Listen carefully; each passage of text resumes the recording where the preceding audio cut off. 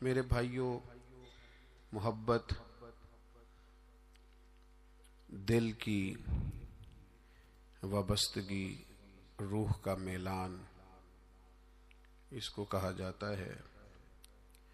دل انسانی جسم کا بادشاہ ہے۔ جو چیزیں دل میں پنپتی ہیں، جو خواہشات دل کے اندر قرار پکڑتی ہیں، سارا وجود وہی کرتا ہے۔ انسان کا پورا نظام اسی دل کی فرما برداری کرتا ہے، لیکن ہوتا یہ ہے کہ نہ چاہتے ہوئے بھی، سمجھ بوجھ رکھتے ہوئے بھی، چیزوں کے مضر اثرات سے آگاہی رکھتے ہوئے بھی بعضوں کا دل ایسی چیزوں کی طرف میلان کرتا ہے جو بڑی نقصان دہ ہوتی ہے۔ انسان کے وجود کا بھی، اس کی روح کا بھی، اس کے باطن کا بھی وہ چیزیں بہت زیادہ نقصان کرتی ہیں، لیکن انسان ان سے بعض اوقات نجات نہیں حاصل کر پاتا۔ مثلا سب کو پتہ ہوتا ہے کہ ہرس، لالچ، ہوس یہ کوئی اچھی چیز نہیں۔ اللہ تعالیٰ اگر ضروریات کا رزق عطا کر دے اور ضروریات پوری ہونے لگ جائیں تو بہت اچھا ہے، لیکن نہ چاہتے ہوئے بھی بعض لوگ مال کی ہرس میں، ہوس میں، لالچ میں مبتلا ہو جاتے ہیں۔ یہ محبت دن بدن بڑھتی چلی جاتی ہے۔ وہ خود اپنے آپ سے کئی دفعہ سوال کرتے ہیں کہ یا دل تو نے تو ایک دفعہ یہ کہا تھا کہ بس میری ضروریات پوری ہونے لگ جائیں، 2 وقت کی روٹی چلنے لگ جائے، بچوں کے اخراجات نکلنے لگ جائیں، سر چھپانے کو ایک مکان مل جائے تو کافی ہے، اب تو کدھر نکل گیا؟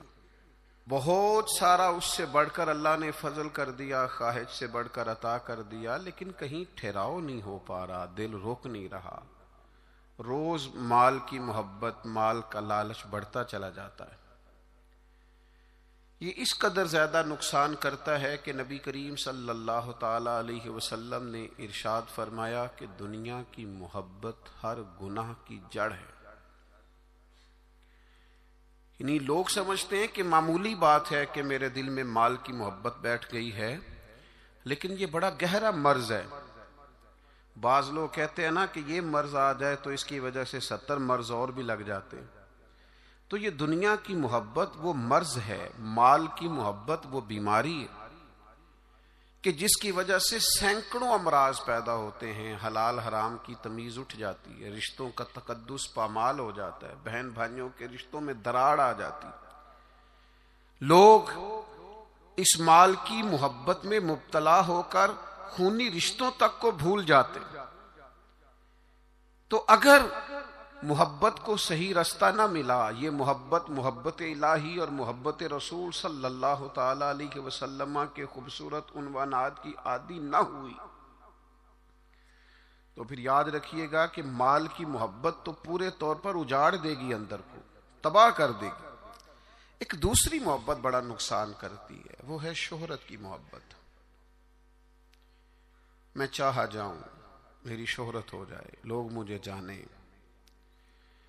کوئی ایسا طریقہ اپناؤں جس کی وجہ سے دنیا کے اندر فیمس ہو جاؤں، لوگ میرا نام لینے لگیں۔ آپ یقین کریں، سوشل میڈیا کے اوپر بڑے بڑے وزادار، بڑے بڑے باریش لوگ، بڑے بڑے اچھے اور اچھی قد و قامت اور اچھا نام رکھنے والے لوگ فقط مشہور ہونے کے لیے وہ حرکتیں کرتے پھرتے ہیں کہ کوئی بھی سنجیدہ آدمی دیکھے تو شرم سے اس کی نظر جھک جاتی۔ یہ شہرت، اس کا لالچ، یہ شہرت کی طلب اور شہرت حاصل کرنے کے لیے ایسے خطرناک طریقوں کا حصول، شہرت حاصل کرنے کے لیے ایسے کمزور اور ایسے اخلاق سے گرے ہوئے رویے کا انداز تباہ کر دیا اس نے دنیا کو، اجاڑ کے رکھ دیا ہے لوگوں کو۔ آپ یقین کریں، اچھے بھلے سمجھدار لوگ تھے، اچھے بھلے معاملہ فہم لوگ تھے، الجھ گئے ہیں، ذہن بن گیا ہے کہ بس جو کچھ ہے وہ یہی شہرت ہی ہے۔ او میرے بھائیو سنو، حضرت مولا علی شیر خدا فرماتے ہیں، مصنف ابن ابی شیبہ میں موجود ہے، حضرت مولا کائنات فرماتے ہیں اسے مبارک ہو جسے تھوڑے لوگ جانتے ہیں، وہ قابل مبارکباد ہے جس کا تعارف کم لوگوں میں، زیادہ لوگوں میں جس کی شناخت نہیں ہے۔ میرے بھائی، آپ کبھی ان لوگوں سے پوچھ کر تو دیکھو، ان سے کبھی ملاقات تو کرو جو بڑے مشہور ہو گئے، کبھی ان کی تنہائی میں ان کے پاس تو بیٹھو، ان سے پوچھو تو صحیح، اس شہرت کے سبب سے انہیں کچھ ایسے کام بھی کرنا پڑتے ہیں جو وہ کرنا نہیں چاہتے، انہیں کچھ ایسے رستوں سے بھی گزرنا پڑتا ہے جہاں سے گزرنے کا کبھی انہوں نے سوچا بھی نہ تھا۔ وہ تو چاہتے تھے کہ کوئی تنہائی ہوتی، قرآن مجید کا نسخہ ہوتا، 500 دانے والی تسبیح ہوتی، کہیں مصلے کا نور ہوتا، دل میں ہو یاد تیری گوشہ تنہائی ہو، پھر تو خلوت میں عجب انجمن آرائی ہو۔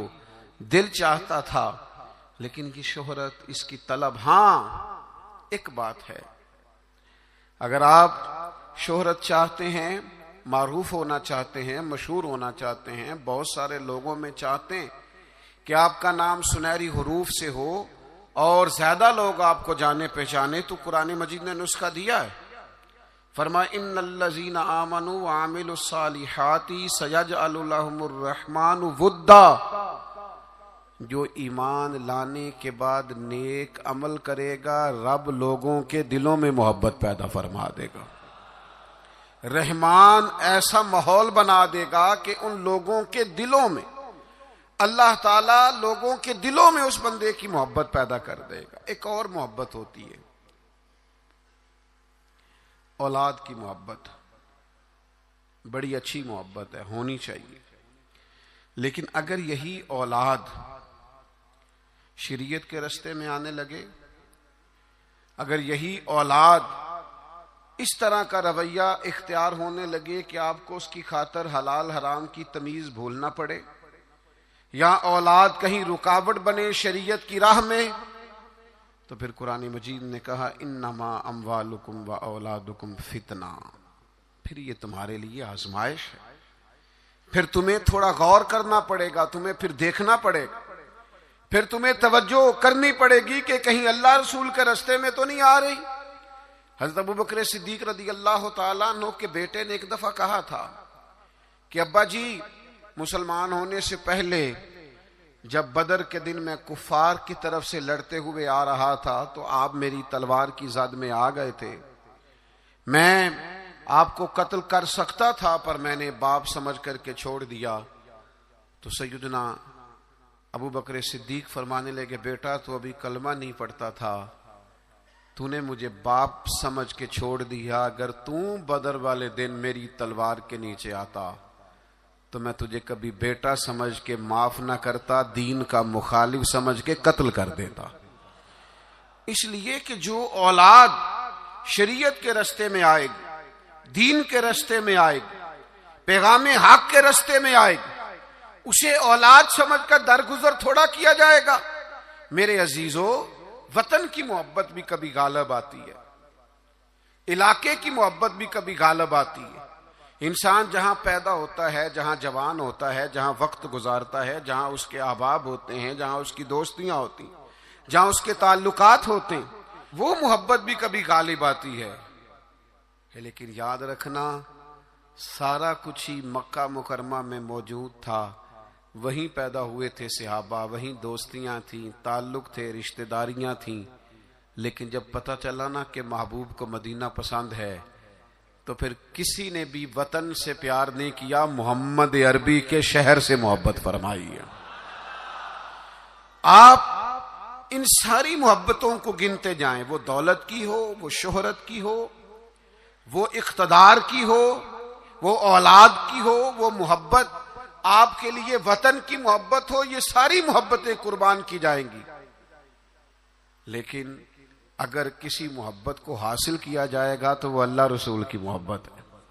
میں آپ کی خدمت میں عرض کروں وہ محبت کس طرح حاصل کرنی ہے. دل و جان سے نہ رب رسول کا ہر فیصلہ قبول کرنا ہے. یہ ذرا غور کیجئے گا، یہ تھوڑا سمجھنے والا عنوان ہے. آپ اپنی قلب سے، روح سے، دل سے پوچھیں کہ مجھے پیار ہے نبی پاک سے. داتا صاحب نے ایک مقام پہ لکھا ہے، جس سے محبت ہو اس پر غصہ نہیں آتا، جس سے محبت ہو اس کی طرف سفر کریں تو راستہ مشکل نہیں لگتا. جس سے محبت ہو وہ کوئی حکم دے تو وہ حکم پورا کرنے میں انسان کوئی رکاوٹ محسوس نہیں کرتا. یہ جو محبت ہوتی ہے نا، محبت یہ رستے آسان کر دیتی ہے، حکم ماننا آسان کر دیتی ہے. محبوب کچھ بھی کہہ دے، کسی وقت بھی کہہ دے، کسی رنگ میں بھی کہہ دے، کسی حال میں بھی کہہ دے. تو محبت ایک ایسی چیز ہے جو انسان کو اتنا خوبصورت بنا دیتی ہے کہ کمال ہو جاتا ہے. جب ایک انصاری نے نا نبی کریم علیہ السلام کا فیصلہ پورے طور پر نہیں نہ مانا، حضور نے ایک فیصلہ کیا، ایک انصاری تھے تو انہوں نے وہ فیصلہ پورے طور پر تسلیم نہیں کیا. اللہ تعالیٰ نے نا قرآن مجید میں ایک انوکھا انداز اختیار کیا، اور اس انداز کی قرآن مجید میں یہ واحد آیت ہے. اللہ کریم نے ارشاد فرمایا فلا وربک، محبوب مجھے تیرے رب کی قسم. اللہ کرے آپ کو سمجھ آئی ہو، قرآن مجید کی لذت آئی ہو. ذرا یہ انداز دیکھیے، یہ نہیں فرمایا کہ مجھے میری قسم ہو یا تیری قسم ہو. فلا وربک، محبوب مجھے تیرے رب کی قسم. رب آکھے اے سونے محبوبہ تیرے 100 ناز اٹھے نہ ہاں. لوکی میریاں قسماں چاندے نے، میں تیریاں قسماں چاہنا ہاں. فلا وربک، محبوب مجھے تیرے رب کی قسم، لا یؤمنون حتی یحکموک فیما شجر بینہم. محبوب یہ اتنی دیر تک مومن نہیں ہو سکتے جب کہ ہر معاملے میں تیرا فیصلہ قبول نہ کریں. اور پھر کیا کریں؟ ثم لا یجدوا فی انفسہم حرجا مما قضیت ویسلموا تسلیما. اور پھر اپنے دل میں اس فیصلے کے بارے میں ذرا سا بوجھ بھی محسوس نہ کریں، پورے طور پر اپنی گردن جھکا دیں محبوب تیرے فیصلوں پر. جب تک یہ والا رویہ اختیار نہیں نہ کرتے کہ تیرا ہر فیصلہ قبول ہو، تیری ہر بات قبول ہو، تیرا ہر رنگ قبول ہو، جب تک یہ تسلیم نہیں کرتے اتنی دیر تک رب ان کا ایمان قبول نہیں فرماتا. جب تک پورے طور پر قبول نہیں نہ ہوتے فیصلے. اچھا میں آپ کی خدمت میں ایک بات عرض کروں،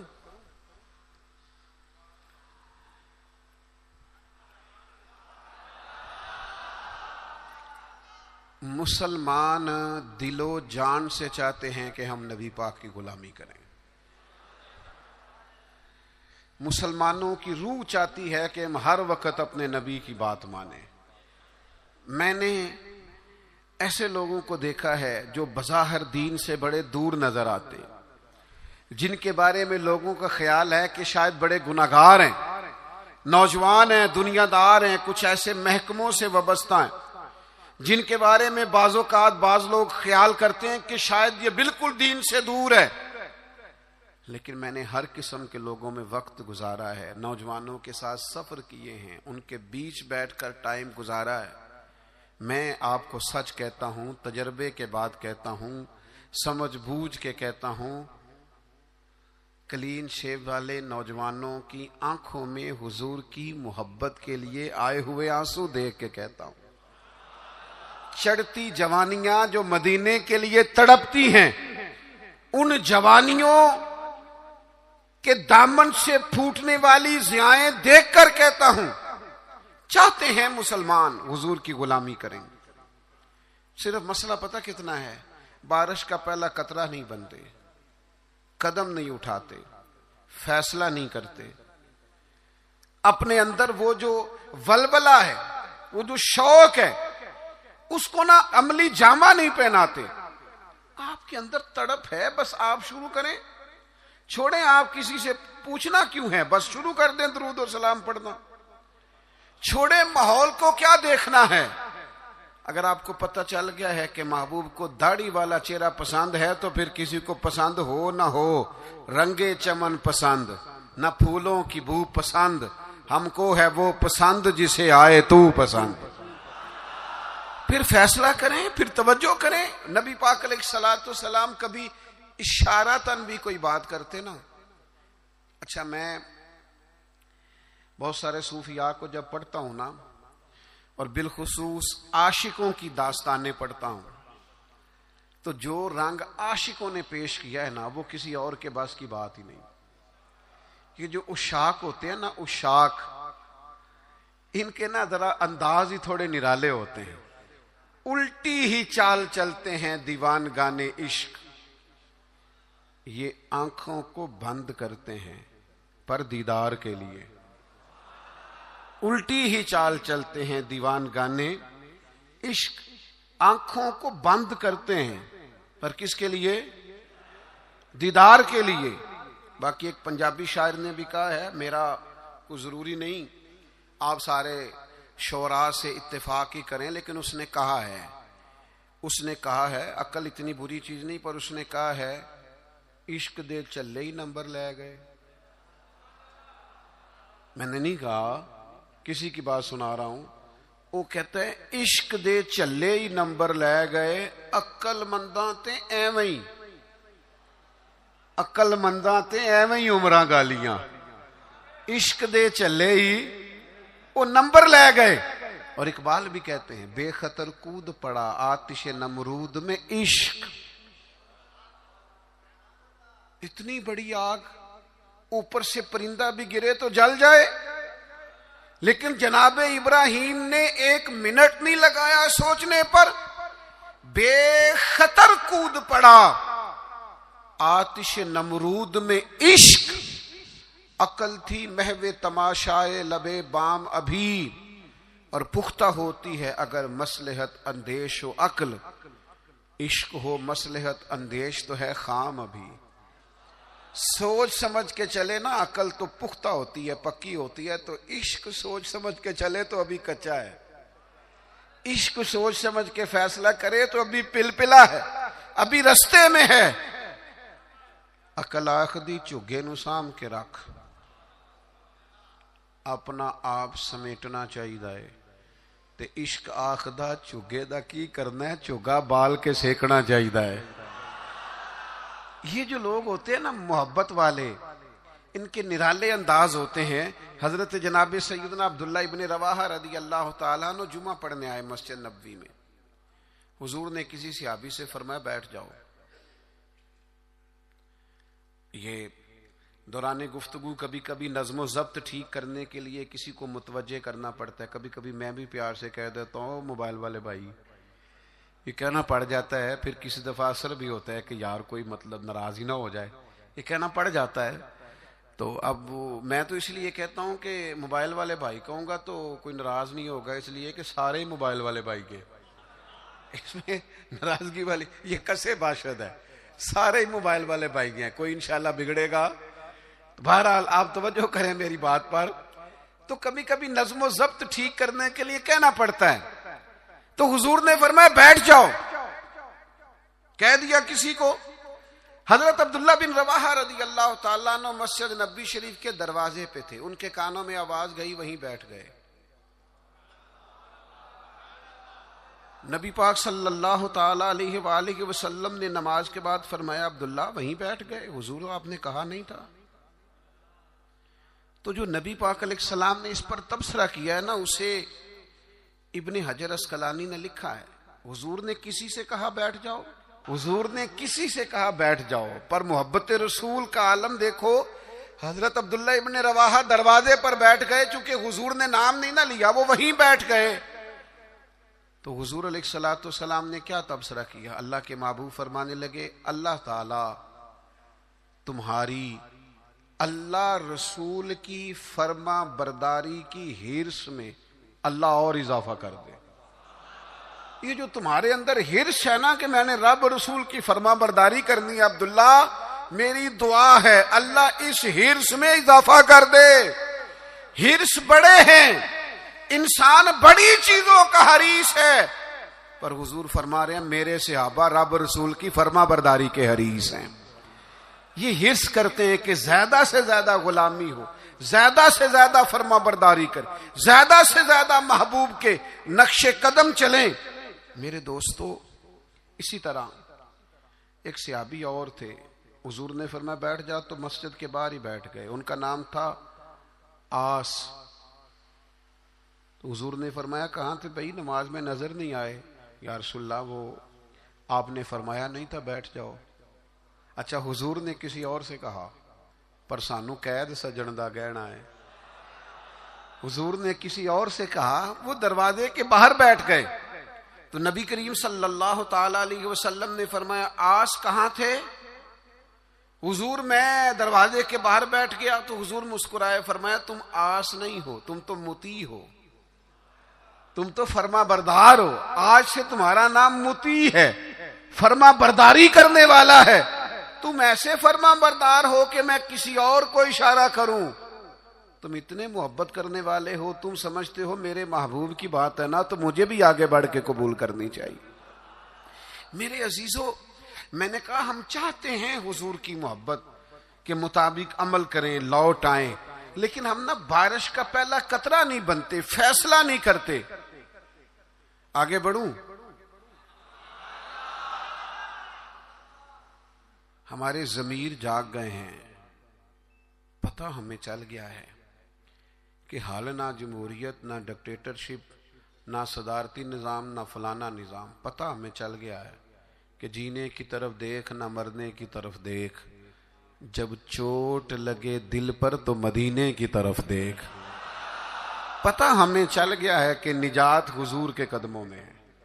سمجھ ہمیں آ گئی ہے کہ نجات نبی پاک کے قدموں میں ہے. لیکن ہم پتہ کیا کرتے ہیں، ہم نہ وہیں الجھے رہتے ہیں، بات کو سمجھتے نہیں، آگے بڑھتے نہیں. ضمیر جاگ گیا ہے، فیصلہ نہیں کرتے. چلو پورے ملک میں تو دین نافذ ہوگا، انشاءاللہ ہوگا. اپنے 6 فٹ کے قد پہ نہ نافذ کریں، اپنے گھر پہ نہ نافذ کریں، اپنے دفتر پہ نہ نافذ کریں، اپنے ادارے میں نہ نافذ کریں، اپنے یاروں میں نہ نافذ کریں. یہاں سے تو شروع کریں نا، یہاں سے تو آغاز کریں. آپ یقین کریں 5 دوست اگر آپ کہیں اکٹھے ہیں نا، 5 دوست، تو ایک دوست شروع کر دے جب بھی ملاقات ہو نبی کریم کی کوئی حدیث بیان کرے. ایک دوست کہنا شروع کر دے یار آؤ نہ نماز پڑھنے چلیں. ایک دیکھو میں نے 5 میں سے ایک کہا ہے.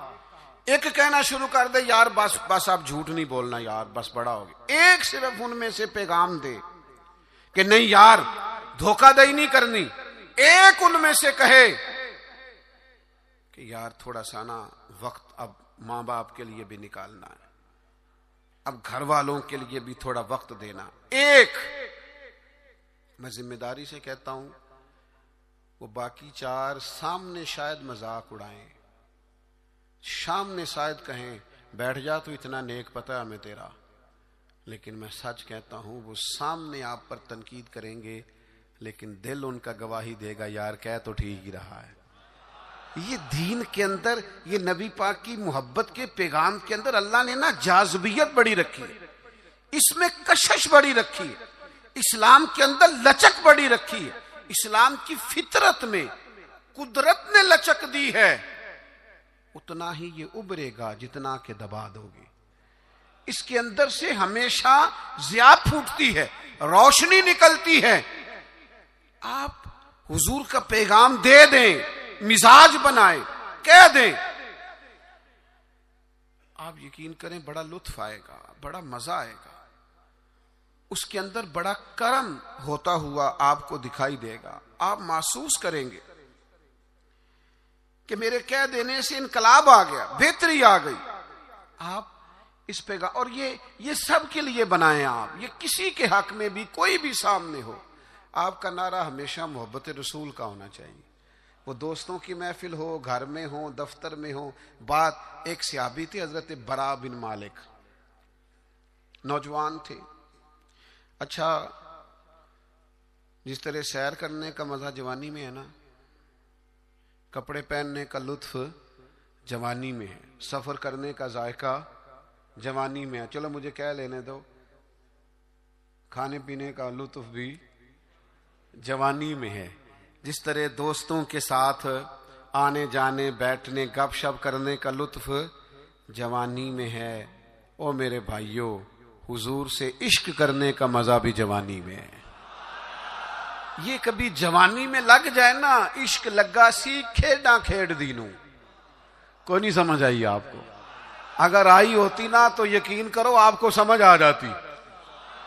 اگر یہ سمجھ آئی ہوتی تو آپ کو سمجھ آ جاتی. عشق لگا سی کھیڈاں کھیڈ دینوں تے مینوں کھیڈاں بھل گئیاں. میں تے کجل پایا سی یار دے ویکھنے نو، پھر میں او دی یاد وچ ہی روندیاں ڈل گئیاں. حیدر شاہ اس گلی کدے نہ رول دی، پر ہن تے رول دی رول گئیاں. مجھے کچھ دوست کہتے ہیں کئی دفعہ، آپ تھکتے نہیں؟ کبھی آپ بلوچستان میں ہوتے ہیں، کبھی آپ سندھ میں ہوتے ہیں، اگلے دن پتہ چلتا ہے کہ آپ لاہور کی کسی تقریب میں شریک تھے. پھر کچھ دنوں کے بعد ہمیں خبر آتی ہے کہ یہ تو بہاول پور پہنچ گئے. تو آپ تھکتے نہیں؟ تو میں کہتا ہوں کہ کبھی عرش پر، کبھی فرش پر، کبھی در بدر، کبھی ان کے در. غم عاشقی تیرا شکریہ میں کہاں کہاں سے گزر گیا، اور عدم سے لائی ہے ہستی میں آرزو رسول. کہاں کہاں لیے پھرتی ہے جستجو رسول. پر ایک شوق ہے ان سارے سفروں کا، ان ساری صحبتوں کا. میں اب آ کے یہ کیفیت ہوئی ہے کہ کبھی کمر درد کرتی ہے، کبھی پٹھوں میں تکلیف ہوتی ہے، کسی وقت آنکھوں میں تکلیف ہو جاتی ہے. تو یہ سارے سفر، یہ ساری جد و جہد، کسی وقت عرض کرتا ہوں محبوب کی بارگاہ میں کہ عدم سے لائی ہے ہستی میں آرزو رسول. ہمیں کہاں کہاں لیے پھرتی ہے جستجو رسول. بس اتنی آرزو ہے کہ عجب نظارہ ہو میدان حشر میں بے دم، کہ سب ہوں پیش خدا اور میں روبرو رسول. اتنا سا دل کرتا ہے کہ عجب نظارہ ہو میدان حشر میں بے دم، سب ہو. ایک صحابی ہیں حضرت برا بن مالک رضی اللہ تعالی، چڑھتی جوانی اور عشق رسول بھی پورا جوبن پہ. ان کے قد کاٹ کا بھی پورا باکپن اور محبت رسول کے دریا بھی پورے کا پورا ان کے سینے میں موجزن. تو حضور کا مجھے یوں لگتا ہے کہ ارادہ کرم ہوا کہ لوگوں کو بتاؤں بھلا یہ مجھ سے کتنی محبت کرتا ہے. نبی کریم علیہ السلام نے فرمایا میں کوئی حکم دوں تو پورا کرو گے؟ بڑے خوش قسمت تھے جو حضور کے سامنے نبی پاک سے حکم لیتے تھے. فرمایا برا میں کوئی حکم دوں تو پورا کرو گے؟ عرض کی حضور حکم کریں تو صحیح. تو محبوب نے مسکرا کے فرمایا جاؤ اپنے باپ کی گردن کاٹ کے لاؤ. تلوار تھامی اور دوڑ پڑے، بھاگے. کریم محبوب فرمانے لگے جاؤ اسے پکڑ لو ورنہ یہ سچ مچ باپ کی گردن لے آئے گا. ان کو صحابہ پکڑ کے لائے تو محبوب فرمانے لگے وہ تو ایک بات گویا آزمانے کو کی تھی، میں کوئی رشتے توڑنے تو نہیں آیا دنیا میں تو رشتے جوڑنے آیا. ان کی محبت رسول کا یہ لیول تھا کہ آپ حکم کریں تو میں باپ کی گردن لانے کو تیار ہوں. گویا میں ہر رشتے، ہر ناطے کی قربانی پیش کرنے کو تیار ہوں. یا رسول اللہ مجھے صرف آپ چاہیے. ان کی محبت کا یہ لیول تھا. اور اس لیول پر انہیں اجر کیا ملا؟ جب وہ بیمار ہوئے تو محبوب تیمارداری کے لیے گئے. میں نے سنا ہے وہ بن سنور کر میری عیادت کو آ رہے ہیں. میں سوچتا ہوں کہ کیا بنے گا، وہ آ رہے ہیں، میں جا رہا ہوں۔ حضور تیمارداری کے لیے تشریف لائے، اللہ کے حبیب صلی اللہ تعالی علیہ وسلم نے ان کی حالت دیکھی تو ایک دعا فرمائی۔ محبوب فرمانے لگے اے اللہ، دیکھیں اس دعا کا حسن دیکھیں، فرمایا اے اللہ جب برا بن مالک سے تیری ملاقات ہونا تو تو اس سے مسکرا کے ملنا جو تیری شان کے لائق ہے۔ اے اللہ تو اس سے مسکرا کے ملنا اور یہ تجھ سے مسکرا کے ملے۔ اور سنو میرے بھائیو، اس حدیث پاک کا نتیجہ سنو، اس کا نتیجہ علماء فرماتے ہیں یہ نکلتا ہے کہ جو مصطفیٰ کریم سے رج کے محبت کرے گا، کھل کے محبت کرے گا، ہر رشتے سے بڑھ کر حضور سے محبت کرے گا، اس کے اجر کے لیے حضور نے دعا فرمائی ہے جب قیامت میں اللہ کے حضور حاضر ہوگا تو رب اس سے مسکرا کے ملاقات کرے گا جو اس کی شان کے لائق، اور بندہ بھی رب سے مسکرا کے ملے گا۔ میرے عزیز یاد رکھیے گا کہ اپنی زندگی کے اندر حضور کی محبت ہمیشہ اپنا لیں۔ اچھا بعض اوقات نا نبی پاک علیہ السلام کی محبت کے لیے مشکل فیصلے بھی کرنے پڑیں گے، کٹھن رستوں سے بھی گزرنا پڑے گا۔ آپ کو سارا قبیلہ منع کرے گا، ساری برادری روکے گی، مجھے کہہ لینے دو، خاندان میں والدین بھی منع کریں گے۔ آپ کو محبت رسول کے رستے پر چلنا ہے تو بہت سارے احباب بھی آپ کو کہیں گے او یار دنیا کا بھی ماحول سمجھنا پڑتا ہے، حالات دیکھو بدل گئے۔ معاذ اللہ کچھ لوگ یہ بھی کہتے ہیں وہ زمانہ اور تھا، یہ زمانہ اور ہے۔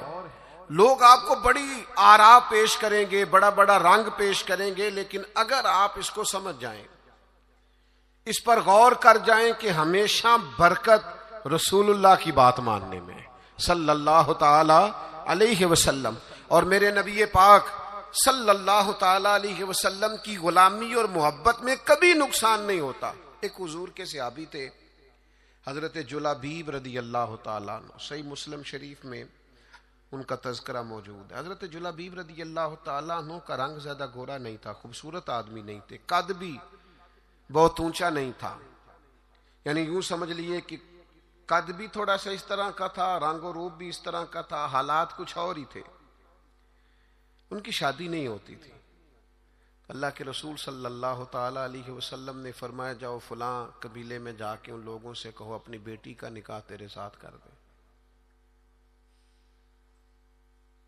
وہ چلے گئے، ان لوگوں سے جا کے کہا، لیکن ان لوگوں نے جب حضرت جلابیب رضی اللہ تعالیٰ عنہ کا نام سنا نا، یہ وہی جلابیب ہیں جن کے بارے میں نبی پاک نے فرمایا یہ مجھ سے ہے اور میں اس سے ہوں۔ لوگوں نے جب آپ کا نام سنا تو ظاہر ہے بیٹی والے بڑا سوچا کرتے ہیں، ان کو غور کرنے کا پورا حق حاصل ہوتا ہے۔ انہوں نے کہا حضرت جلابیب نہ تو قد کاٹ ہے، نہ رنگ روپ ہے، نہ پاس کوئی پیسہ ہے، تو یہ کس طرح بات آگے چلے گی، کس طرح معاملہ بہتر ہوگا؟ انہوں نے تھوڑی لیت و لالا کی بات کرنے میں، سمجھنے میں تھوڑا وقت لیا۔ وہ جس بیٹی کے لیے پیغام نکاح لے کے گئے تھے وہ پردے کے پیچھے سے بولی، کہنے لگی آپ مجھے حضور کے حوالے کریں۔ فیصلہ اگرچہ مشکل ہے، رستہ اگرچہ کٹھن ہے، پر چونکہ نبی کریم نے فرمایا ہے لہذا آپ مجھے حضور کے حوالے کریں۔ اس خاتون کا نکاح اللہ کے محبوب کے حکم پر حضرت جلابیب سے ہو گیا۔ 2 دعائیں میرے نبی پاک نے دی۔ جب شادی ہو رہی ہے تو خاوند نہ زیادہ خوبصورت ہے، نہ مالدار ہے، نہ خوبصورت قد کاٹ ہے، 2 دعائیں اللہ کے محبوب صلی اللہ تعالی علیہ وسلم نے دی۔ کہا اے اللہ اس کے لیے ہر قسم کی خیر مقدر فرما اور اسے زندگی کی ہر تکلیف سے محفوظ فرما۔ کل تک وہ غریب تھی، فیصلہ کیا محبت رسول میں۔ فیصلہ مشکل ہوتا ہے لیکن کرنے کے بعد پتہ چلتا ہے جب تک بکے نہ تھے کوئی پوچھتا نہ تھا، تو نے خرید کر ہمیں انمول کر دیا۔ اور میں نے بڑا پہلے ایک شخص سے کہا تھا ایک امیدوار تھے اسمبلی کے، تو مجھ سے ملے تو مجھے کہنے لگے آپ تو توجہ ہی نہیں کر رہے، لوگ ہمیں بھی بڑے ووٹ دیتے ہیں۔ میں نے کہا آپ کو ووٹ دیتے ہیں، ہمیں تو جان دیتے ہیں، آپ کا ہمارا بڑا فرق ہے۔ تو آپ جو بات کر رہے ہیں وہ ٹھیک ہوگی، لیکن جب تک بکے نہ تھے کوئی پوچھتا نہ تھا، تو نے خرید کر ہمیں انمول کر دیا۔ نبی پاک نے دعا دی، اے اللہ خیر مقدر کرنا، ہر تکلیف سے محفوظ رکھنا۔ صحابہ فرماتے ہیں پھر اسی خاتون کو ہم نے دیکھا، نہ مدینے میں انصار میں اس سے زیادہ کوئی مالدار خاتون تھی اور نہ اس سے زیادہ خرچ کرنے والی کوئی خاتون تھی۔ آپ کو محبت رسول میں وقتی فیصلہ کرنا مشکل لگے گا، لیکن یاد رکھنا میرے بھائی، پھر محبت رسول بعد میں جو انسان کے لیے وسعتیں پیدا کرتی ہے نا، اپنے لب و لہجے میں کہوں، پھر حضور سے پیار کرنے والوں کی جو موجیں لگتی ہیں نا، پھر جو کرم ہوتا ہے نا، خدا جانے بلندی ہے کہ پستی پر جہاں میں ہوں وہاں کوئی نہیں ہے، پھر وہ جو نتیجہ نکلتا ہے وہ بڑا شاندار ہے۔ اگرچہ وقتی طور پر کچھ چیزیں مشکل محسوس ہوتی ہیں، لیکن پھر کرم ہو جاتا ہے۔ ایک صحابیہ تھی حضرت فاطمہ بنت قیس، ان کے لیے بھی مشکل تھا نکاح کا فیصلہ کرنا، لیکن ان کو پتا چلا نا کہ نبی پاک کی خواہش ہے کہ میں اسامہ بن زید سے نکاح کر لوں، تو انہوں نے فوراً جناب اسامہ بن زید سے نکاح کر لیا۔ حضور کی خواہش کو پیش نظر رکھا۔ دو تین چیزیں ہمیں سمجھنی ہے، بس بات سمیٹنے لگا ہوں۔ ایک تو جہاں جہاں نبی پاک نے حد بندی کی ہے نا، اس حد بندی کو کبھی نہیں توڑنا۔ جو حدود، جو دائرے، جو قوانین نبی کریم نے بیان فرما دیے ہیں، ان سے کبھی تجاوز نہیں کرنا۔ دیکھو سونے کی انگوٹھی حضور نے مرد کو حرام قرار دی، سارا زمانہ بھی کہے تو یہ ہاتھ پر پہننی نہیں چاہیے۔ کچھ چیزیں ہیں جن میں حضور نے نا حد بندی کر دی۔ پیتل تانبا مرد کے لیے نہیں جائز، نہ پہنے آپ، ریشم کا لباس نہ پہنے۔ جہاں حضور نے تعین کر دیا حدود کا، آپ کوئی اتنا مشکل مسئلہ نہیں ہے۔ آپ اس پہ، ایک صحابیہ تھیں، ان کا سگا بھائی انتقال کر گیا، تو نبی پاک علیہ السلام نے حکم دیا ہے کہ کسی کا بھی سوگ 3 دن سے زیادہ نہیں کرنا، سوائے اس عورت کے لیے جس کا خامد چلا جائے وہ عدت پوری کرے۔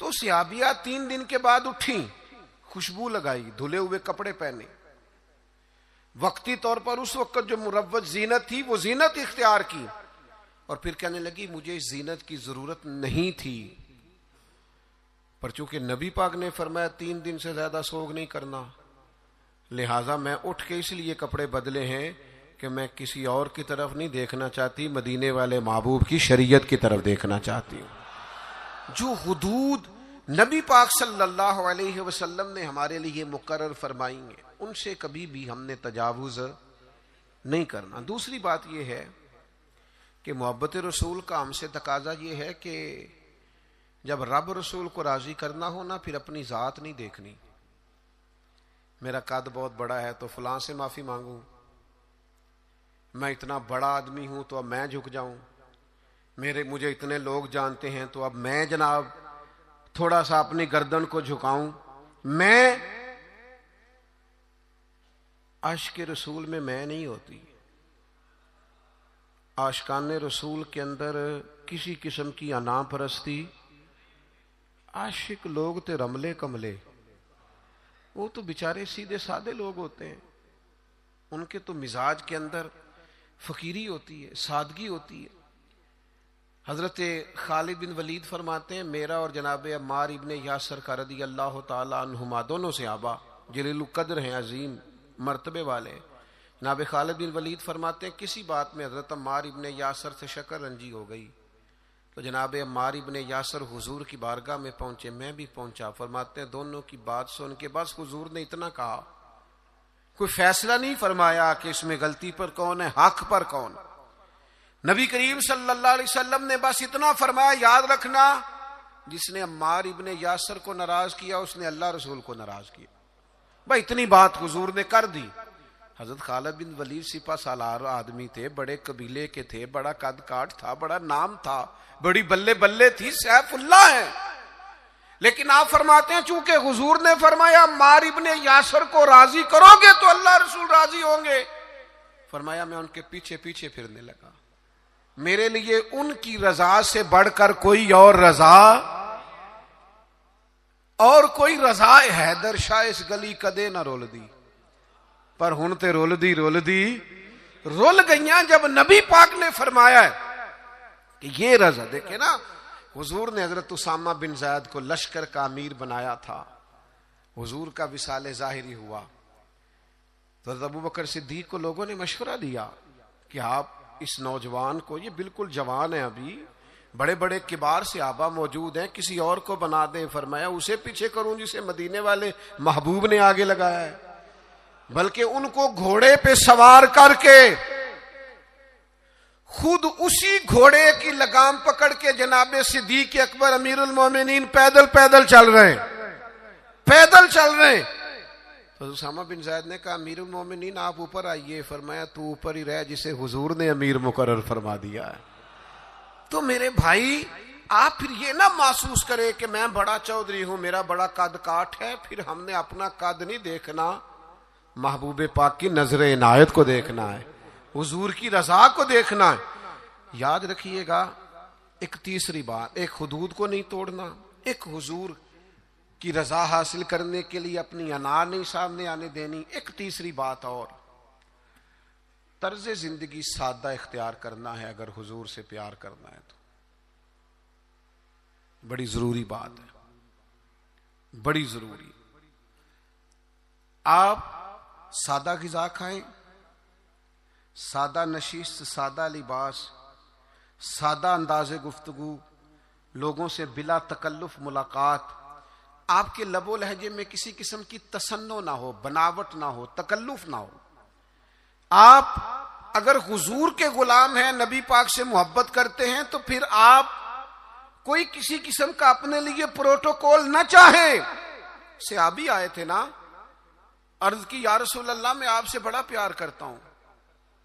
کیسا خوش بخت ہے، حضور کے سامنے اظہار محبت کر رہا ہے، میں بڑا پیار کرتا ہوں. تو حضور نے فرمایا سوچ کر کہو کیا کہہ رہے ہو. حضور بڑا پیار کرتا ہوں. فرمایا سوچ لے. حضور بڑا پیار کرتا ہوں.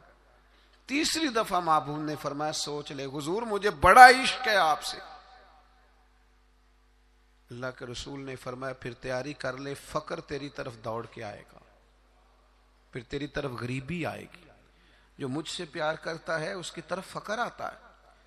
تو یہ یاد رکھیں کہ اسے صرف اور صرف پھولوں کی سیج نہ سمجھنا، اور فقر کی کئی قسمیں ہوتی ہیں، صرف پیسوں کی کمی فقر نہیں ہوتی. آپ کا طرز زندگی سادہ ہونا چاہیے، انداز فقیرانہ ہونا چاہیے، اٹھنا بیٹھنا سادہ ہونا چاہیے، کیونکہ یہ سادگی میرے نبی کی پسند ہے. ایک روایت مجھے یاد آ رہی ہے، میرا دل کرتا ہے آپ کو سنا دوں. کبھی کبھی نا کچھ فرمائشیں بھی ہوتی ہیں، آپ کا نہیں مجھے پتا، میں اپنی اماں سے فرمائش کیا کرتا تھا کبھی کبھار کوئی چیز اپنی مرضی کی کھانے کے لیے. اماں جی کبھی ساگ بنا دیو نا، تو کبھی ان سے کہتے تھے اسپیشل والا گڑ کھانا ہے. یہ دیہاتی ماحول بڑا شاندار ہوتا ہے. آپ کو پتا ہے نبی پاک کو مکے سے حضرت حلیمہ کے گاؤں میں کیوں بھیجا گیا تھا؟ اس لیے کہ مکے کے لوگ چھوٹے بچوں کو وہاں بھیجتے تھے، کہتے تھے فضا بھی خالص ہے، زبان بھی خالص. دیہاتوں کی زبانیں خالص ہوتی ہیں. کبھی کبھی نا فرمائشیں ہوتی ہیں ماؤں سے. حضرت سلمہ مومنوں کی ماں جناب ام سلمہ، ایک دن نا ان کے 3 بیٹے روحانی بیٹے ان کی خدمت میں آئے. کون کون؟ آپ نام سن کے بھی بڑے خوش ہوں گے. حضرت جعفر طیار ہے نا، حضرت علی کے بھائی، ان کے بیٹے عبداللہ بن جعفر آئے. اور پھر ان کی خدمت میں حضرت عبداللہ ابن عباس جو نبی پاک کے چچا جناب عباس ہیں، ان کے بیٹے عبداللہ آئے. اور ان دونوں کے ساتھ مولا علی کے لخت جگر امام حسن بھی آئے. یہ 3 شہزادے عبداللہ بن جعفر، عبداللہ ابن عباس اور امام حسن بن علی، یہ تینوں آئے اور آ کے حضرت ام سلمہ سے کہنے لگے ہمارا آج وہ کھانا کھانے کو دل کرتا ہے جو نبی پاک کو بڑا پسند ہے. اما جی ہماری ماؤں سے بندہ فرمائش کر لیتا ہے نا، تو ہماری فرمائش ہے وہ والا کھانا بنائیں جو حضور کو پسند ہے۔ تو حضرت ام سلمہ نے ٹھنڈی آہ بھری، فرمایا بیٹا وہ بڑا ہی سادہ ہے، کھا لو گے؟ اماں جی کھا لیں گے۔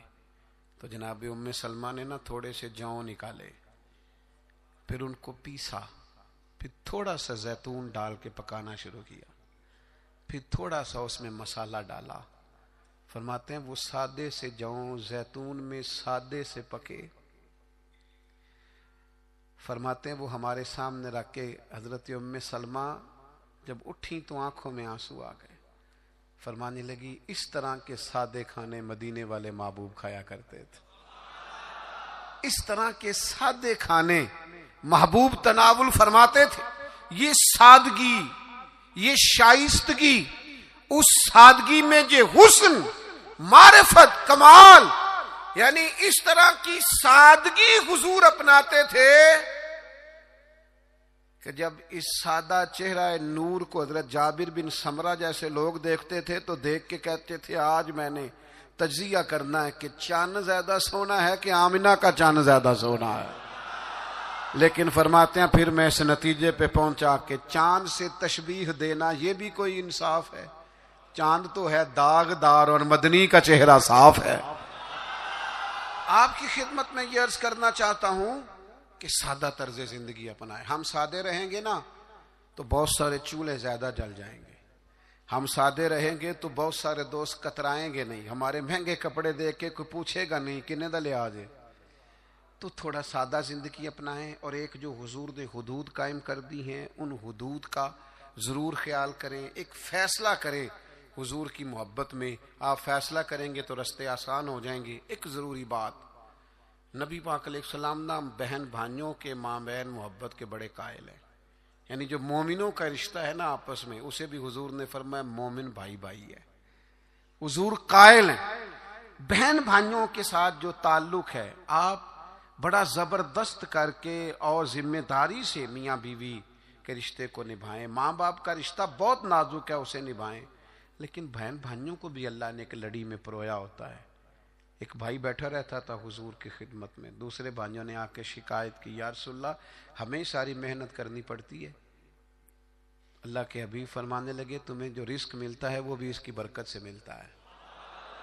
تو بہن بھائیوں کے معاملے میں تھوڑا اپنے آپ کو، جب حضرت شیمہ جناب حلیمہ سعدیہ کی بیٹی آئی ہیں تو نبی کریم نے فرمایا میری بہن آئی ہے، حالانکہ وہ رضائی بہن تھی، اور اس بہن نے جب سفارش کی کہ یا رسول اللہ صلی اللہ علیہ وسلم میرے سارے قبیلے کو چھوڑ دیں، اگرچہ اس قبیلے کو بڑی مشکل سے فتح کیا گیا تھا، حضور نے کسی سے مشورہ ہی نہیں کیا، فرمایا بہن نے کہا ہے لہذا سارے ہی آزاد ہیں۔ تو اس رشتے میں مجھے خاص سوال کیا گیا تھا، اس لیے میں نے عرض کر دیا۔ اللہ ہماری حاضری کو قبول فرمائے۔